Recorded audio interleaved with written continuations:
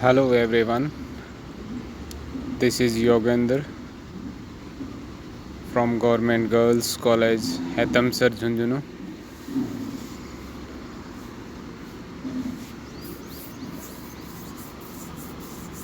As you can see on the screen, today we are going to study a new poem of our syllabus. The title of the poem, as appearing on the screen, When to the Sessions of Sweet Silent Thought, a very beautiful sonnet by great William Shakespeare.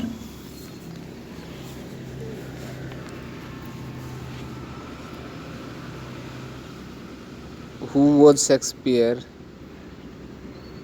It is needless to explain here, though as a formality I have done it in our previous lessons.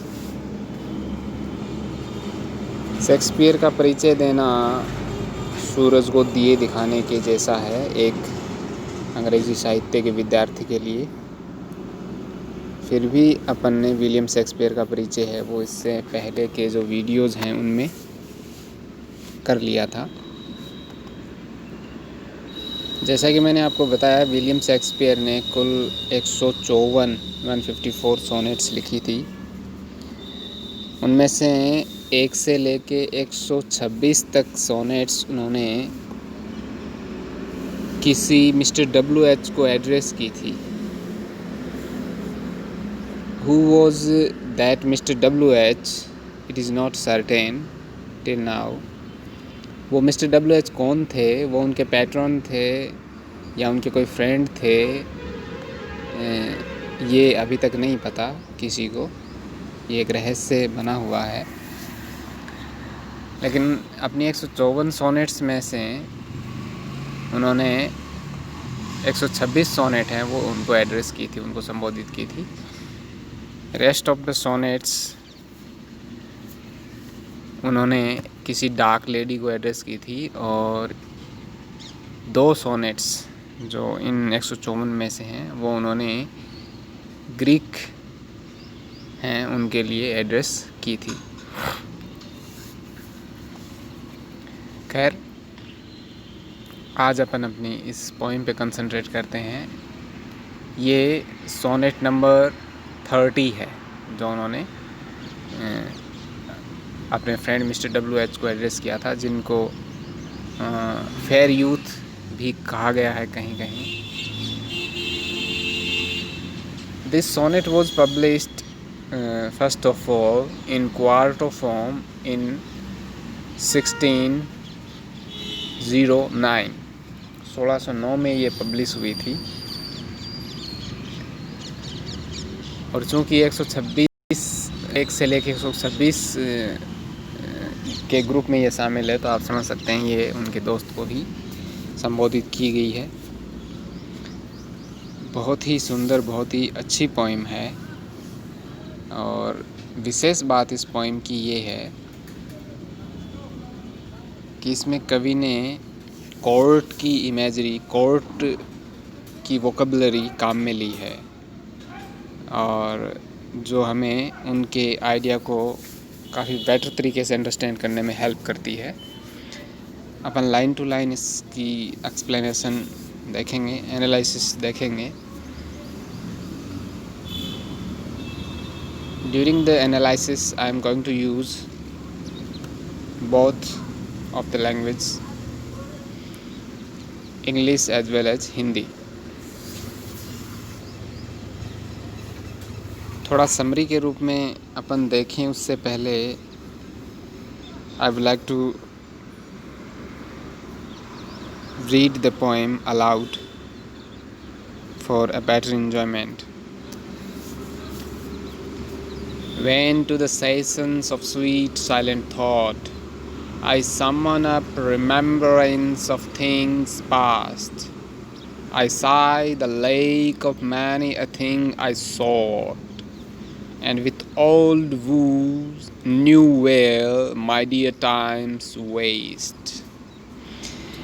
Then can I drown an eye unused to flow for Perseus' friends hid in death's deathless night, and weep afresh love's long silence cancelled woo, and mourn the expanse of many a vanished sight. Then can I grieve at grievances foregone, and heavily from wood to wood tell o'er the sad account of fore-bemoaned mourn, which I knew pay as if not paid before. But if the while I think on thee, dear friend, all losses are restored and sorrows end. बड़ा अच्छा लगता है Shakespeare की sonnet को पढ़ना. इसका pronunciation बहुत अच्छा लगता है मुझे. I hope you also enjoy doing so. It is needless to explain here that it is a Shakespearean sonnet because it was written by Shakespeare. It is on Shakespearean style. It is on Shakespearean model. In Shakespearean model, ये sonnet की जो Shakespearean variety है, जिसको हम सरियन variety भी बोलते हैं और जिसको हम इंग्लिश वैरायटी भी बोलते हैं, उस मॉडल पे लिखी हुई सोनेट है. सोनेट जैसा कि मैंने पहले आपको बताया था 14 लाइन की एक पोइम होती है. कुछ इसकी शुरुआत है वो ग्रीस से मानते हैं, बट ज़्यादातर लोग इस बात से सहमत हैं कि इसकी शुरुआत इटली में हुई थी और पेट्रार्क और डेंटी के वक्त ये काफ़ी लिखी गई थी. वहीं से इसको सैरे और व्याट, दो लिटरेरी पर्सनैलिटीज हुई थी, वो इंग्लैंड लेके आए थे. बेसिकली ये 14 लाइन की पोइम होती है. इटली में इसको 2 भागों में डिवाइड करके लिखा जाता था. ऑक्टेव और सेस्टेट उनको बोला जाता था. बट जैसे ही इसको इंग्लैंड लाए तो मिस्टर सरे जो थे, उन्होंने इसे अपने हिसाब से लिखना शुरू कर दिया. उन्होंने 14 लाइन को 2 भागों में बांटने की बजाय 4 भागों में डिवाइड कर दिया. और शेक्सपियर ने भी वही मॉडल अपनाया. क्योंकि शेक्सपियर ने सबसे ज़्यादा और सबसे सुंदर और सबसे अच्छी कविताएं लिखी, तो बाद में ये शेक्सपियरियन सोनेट के नाम से प्रसिद्ध हो गई. उन्होंने इसको कैसे डिवाइड किया वो मैं आपको बता दूं. उन्होंने 14 लाइन को 4 भागों में डिवाइड किया, जिसमें 3 क्वार्टरेन बना दिए गए 4-4 लाइनों के, और एक कपलेट जोड़ दी गई अंत में. और इसकी राइम स्कीम भी उन्होंने अपने हिसाब से चेंज कर दी. जो शेक्सपियरियन सोनेट है उनकी जनरली जो राइम स्कीम है वो AB AB CD CD EF EF GG पाई जाती है. ये जो अपन पढ़ने वाले हैं ये भी उसी के अनुसार है. अब इस पोइम में क्या है, मैं शॉर्ट में आपको थोड़ा सा बताऊं तो शेक्सपियर कहते हैं कि जब भी कभी मैं पेंसिव मूड में होता हूँ, सीरियस मूड में होता हूँ, रिफ्लेक्टिव मूड में होता हूँ, अकेला बैठ के कहीं मनन कर रहा होता हूँ, तो मुझे मेरे जीवन में घटित हुए पुराने दुख याद आने लगते हैं. पुराने मेरे जीवन के लॉसेज, जो आपदाएं, जो इंसल्ट्स, जो दुर्घटनाएं मेरे साथ हुई, वो मुझे एक एक करके याद आने लगती हैं. बहुत सी मेरी इच्छाएं, मेरे ऑब्जेक्टिव्स मुझे याद आने लगते हैं, जो मैंने लाइफ में डिसाइड किए थे लेकिन उन्हें अटेन नहीं कर पाया. मेरे दोस्त याद आने लगते हैं, जिन्हें मैंने अपने जीवन में खो दिया, जिनसे मैं वापस नहीं मिल पाऊँगा। मुझे मेरे वो साथी याद आने लगते हैं जिनसे मैं प्रेम करता था, जो मुझसे बिछड़ गए। मुझे बहुत से ऐसी साइट्स हैं वो याद आने लगती हैं, बहुत से ऐसे दृश्य हैं वो याद आने लगते हैं जिनका खोने का मुझे बड़ा दुःख है। और फिर जैसे ही ये चीज़ें मुझे याद आने लगती हैं तो यूँ लगता है जैसे मैं कोई खाता बही खोल के बैठ गया हूँ, और जैसे कोई हिसाब करता है खाता बही में खोल के, कितना दिया कितना लिया। तो उसमें मुझे यूँ लगता है जैसे मैंने जीवन भर नुकसान ही नुकसान उठाया है और मैं जैसे रोता ही रहा हूँ। लेकिन हर बार जब मैं सोचता हूँ अपने दुखों के बारे में तो मुझे यूँ लगता है जैसे मैं पहली बार ही सोच रहा हूँ, नए सिरे से उसके बारे में सोच रहा हूँ। ऐसा उन्हें महसूस होता है। वो काफ़ी दुखी हो जाते हैं एक्चुअली, और वो कहते हैं which I knew pay as if not paid before. और मुझे जैसे यूँ लगता है जब भी मैं पेंसिव मूड में, एकांत में, सीरियस मूड में बैठ के सोचता हूँ तो यूँ लगता है जैसे मैंने इस दुख के लिए तो दुख व्यक्त किया ही नहीं, मुझे और दुख व्यक्त करना चाहिए, और मैं उसके लिए दुख व्यक्त करता हूँ। यद्यपि मैं उसके लिए काफ़ी पहले रो चुका हूँ, लेकिन फिर भी मुझे उस दुख के लिए रोना आता है। ऐसा मेरे साथ होता है। लेकिन अंतिम जो कपलेट है उसमें शेक्सपियर एकदम से अपना आइडिया बदल देते हैं। एकदम से वोल्टा जिसको अपन बोलते हैं, जो सोनेट में पाया जाता है, वो यहाँ हमें देखने को मिलता है। और वो कहते हैं कि जब भी पेंसिव मूड में होता हूँ, दुखी हो जाता हूँ, सारे दुख मुझे याद आने लगते हैं, इंसल्ट्स याद आने लगती हैं, ग्रीवेंसेस याद आने लगती हैं। लेकिन मेरे प्यारे दोस्त, जब भी मैं तुम्हारे बारे में सोचता हूँ तो ये सारे दुख गायब हो जाते हैं, और मुझे यूँ लगता है जैसे मैं पूर्व स्थिति में वापस आ गया हूँ, और मुझे यूँ लगता है जैसे मैंने कुछ भी नहीं खोया है, मुझे सब कुछ वापस मिल गया है। तो इतना इम्पोर्टेंट वो अपने दोस्त को अपने जीवन में मानते हैं। तो आप समझ सकते हैं किस प्रकार उन्होंने ये पोएम उनको एड्रेस की है। अब अपन लाइन टू लाइन इसकी एनालिसिस देखते हैं। When to the sessions of sweet silent thought, I summon up remembrance of things past.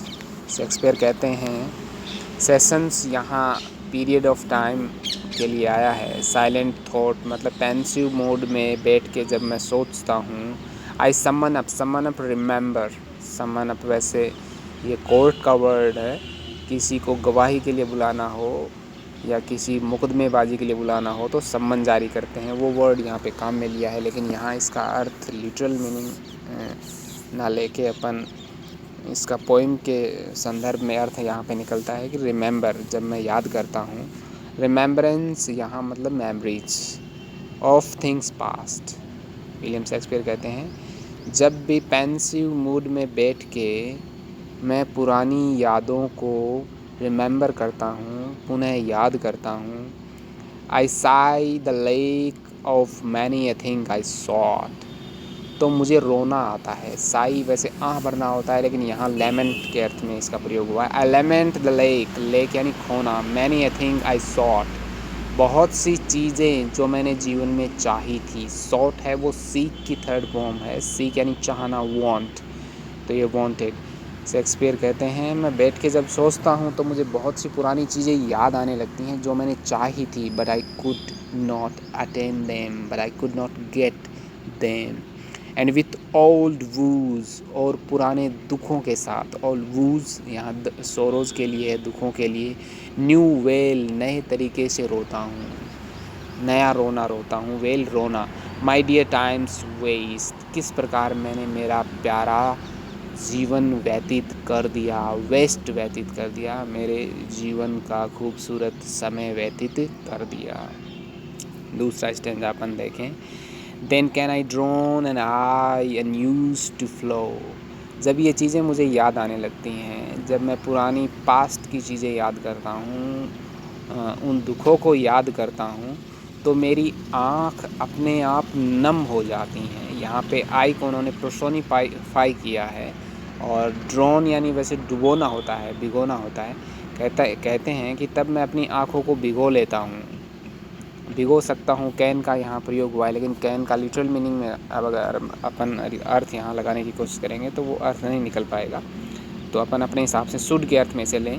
Then should I drown an eye unused to flow, फिर मेरी आँख अपने आप नम हो जाती है। यद्यपि ये हैबिचुअल नहीं है बहने की, यद्यपि हैबिचुअल नहीं है मेरी आँख नम होने की, यानी वैसे ही अपने आप को मजबूत इंसान के रूप में प्रस्तुत करते हैं। अनयूज्ड मतलब जो हैबिचुअल ना हो। For precious friends hid in deathless night, और तब मैं सोचता हूँ, तब मैं याद करता हूँ, तब मेरे उन दोस्तों को जो कि डेथ की डेथलेस नाइट में खो गए हैं, जो कि डेथ की अनंत रात में खो गए हैं, या यूँ कहें कि जो कभी वापस लौट के आने वाले नहीं हैं, उनको याद कर करके मेरी आंखें नम हो जाती हैं। And weep afresh love's long since cancelled woe, और फिर मैं याद करता हूँ मेरा पुराना लव जो कि मैं अबेंडन कर चुका हूँ, जो कि मैं छोड़ चुका हूँ, या यूँ कहें जो वन साइडेड लव था, वो याद करके मैं रोता हूँ। वीप अफ्रेस नए सिरे से मैं रोता हूँ, मुझे यूँ लगता है। And moan the expense of many a many sight, और मॉन भी फिर वही कराई रोना, वीप के अर्थ में यहाँ प्रयोग हुआ है इसका। द एक्सपेंस यहाँ लॉस डैमेज के अर्थ में प्रयोग हुआ है। और फिर मैं वो डैमेज, वो लॉस याद करता हूँ जो साइट्स मैंने खो दिए हैं, जो दृश्य, जो खूबसूरत पल, जो खूबसूरत दृश्य मैंने खो दिए हैं, जिनको मैं वापस नहीं देख पाऊँगा, उनको देख देख के, उनको याद कर कर के भी मेरी आंखें नम हो जाती हैं। इस प्रकार दूसरा स्टेंजा कंप्लीट करते हैं विलियम शेक्सपियर। तीसरे स्टेंजा या तीसरे क्वार्टर पे चलते हैं। Then can I grieve at grievances forgone, और फिर मैं फिर दुख करता हूँ। ग्रीव वही दुख करने के अर्थ में प्रयोग हुआ है। वीप क्राई के अर्थ में, सैडिंग टीयर्स के अर्थ में प्रयोग हुआ है, आंसू बहाने के अर्थ में प्रयोग हुआ है। ग्रीवेंसेज यहाँ इंसल्ट्स के रूप में प्रयोग हुआ है। मैंने नीचे इसके जो टिपिकल वर्ड्स हैं, डिफ़िकल्ट वर्ड्स हैं, वो दिए हुए हैं, उनमें लिखा हुआ भी है, नीचे आपको मिल जाएगा, PDF में आपके साथ शेयर करूँगा। Then can I grieve at grievances forgone, फिर मुझे वो इंसल्ट्स याद आने लगती हैं जो कि बीत चुकी हैं। And heavily from woe to woe tell over, लेकिन फिर भी वो इंसल्ट्स हैं जिनको मैं भुला चुका होता हूँ, लेकिन जब भी मैं पेंसिव मूड में बैठ के सोचता हूँ तो वो ग्रीवेंसेज, वो इंसल्ट्स मुझे फिर याद आने लगती हैं, और मैं बड़े ही हैवी हार्ट से उन दुखों को एक एक करके पुनः रिपीट करने लगता हूँ। Tell over mean repeat. The sad account of for bemoaned moan, और ये जो सैड अकाउंट है जैसे मेरे सामने फिर खुल जाता है, ये दुख भरा बही खाता मेरे सामने फिर खुल जाता है उन दुखों का जिनके लिए मैं पहले ही काफ़ी रो चुका हूँ। Which I knew pay as if not paid before, लेकिन फिर भी मुझे यूँ लगता है जैसे इनके लिए मैं रोया नहीं, और मैं फिर उनके लिए रोने लगता हूँ, फिर उनके लिए विलाप करने लगता हूँ, फिर उनके लिए संताप व्यक्त करने लगता हूँ। ये ठीक ऐसा ही है जैसा कि किसी से आपने कर्ज़ा लिया हो और वो चुकाया ना हो, तो यूँ लगता है विलियम शेक्सपियर को जैसे कि ये इंसल्ट तो मेरी हुई, लेकिन इसके लिए मैंने दुख व्यक्त किया ही नहीं, मुझे इसके लिए दुख व्यक्त करना चाहिए। वो कुछ ऐसा कहते हैं जैसे कि मैंने ये पैसा तो चुकाया ही नहीं, मुझे ये पैसा चुकाना चाहिए था, इस अर्थ में वो कहते हैं, यद्यपि वो पैसा पहले ही चुका चुके हैं। तो ये बहुत ही शानदार इमेजरी यहाँ पे उन्होंने प्रयोग में ली है अकाउंट्स की, और अपनी बात को बड़े ही खूबसूरत तरीके से वो प्रस्तुत करते हैं। लेकिन वोल्टा, अब यहाँ पे वोल्टा आता है और एकदम से ही चेंज हो जाता है, पूरी पोइम का मूड ही चेंज कर देते हैं विलियम शेक्सपियर। कहते हैं, but if the while I think on thee dear friend all losses are restored and sorrows end, लेकिन ये चीज़ें सोचते सोचते जब भी मैं तुम्हारे बारे में सोचता हूँ माय डियर फ्रेंड, तो मुझे यूँ लगता है कि मैंने जीवन में जो भी घाटा खाया है उसकी सब की भरपाई हो गई है, क्योंकि तुम मेरे साथ हो, क्योंकि तुम मेरे फ्रेंड हो। तो मुझे यूँ लगता है जैसे मेरे सारे दुख हैं वो ख़त्म हो गए हैं। रेस्टोर का मतलब है to get back earlier good condition और पोजीशन। मुझे यूँ लगता है जैसे मैंने जीवन में कोई घाटा उठाया ही नहीं, क्योंकि तुम मेरे फ्रेंड हो, तुम मेरे दोस्त हो। इस प्रकार अपनी पोएम कंप्लीट होती है। बहुत ही खूबसूरत सोनेट थी। इसकी पीडीएफ भी मैं आपके साथ शेयर करूँगा। I hope you enjoyed the poem. If you have any kind of query, you can share me, you can ask me on our WhatsApp group or also on our YouTube channel. Thank you.